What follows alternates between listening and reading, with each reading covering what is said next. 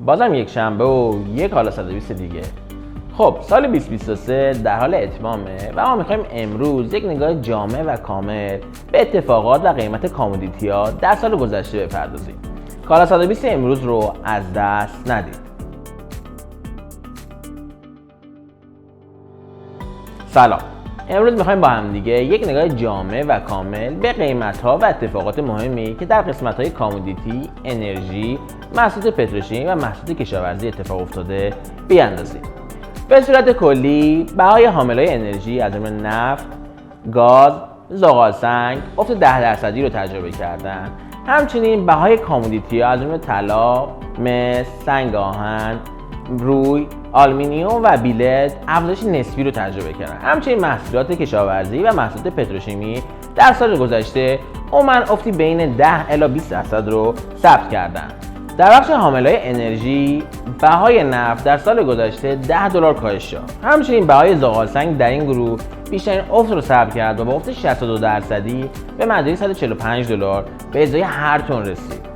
از سوی بهای گاز که یکی از مهمترین حاملهای انرژی محسوب میشه در سال گذشته افت نسبی رو تجربه کرد و در معادل 8% کاهش یافت و به عرض $2.5 به ازای هر میلیون تن رسید. از جمله عوامل اثرگذار در کاهش بهای حاملهای انرژی حرکت جهان به سمت انرژی تجدیدپذیر و همچنین کاهش تقاضا برای سوختهای فسیلی بود.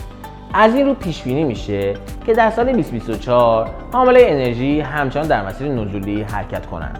در بخش کامودیتی ها بهای سنگ آهن بیشترین رشد سالانه رو تجربه کرد و با افزایش $20 به محدوده $140 به ازای هر تن رسید.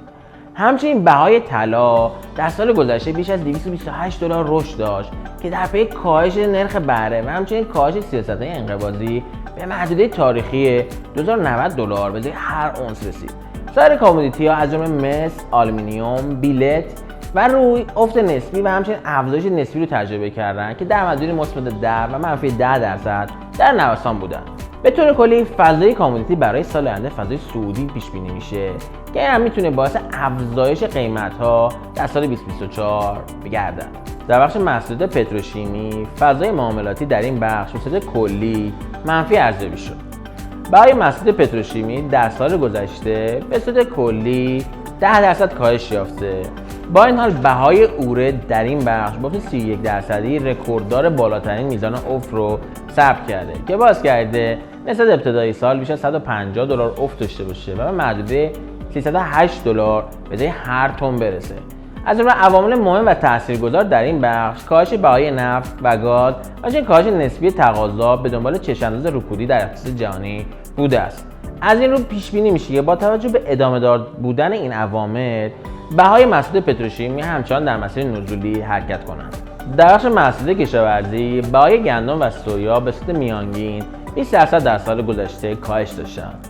به صورت کلی فضای افزایش تولیدات در بخش محصولات کشاورزی از جمله عواملی بودند که باعث گردید بهای این محصولات نسبت به ابتدای سال کاهش را ثبت کنند.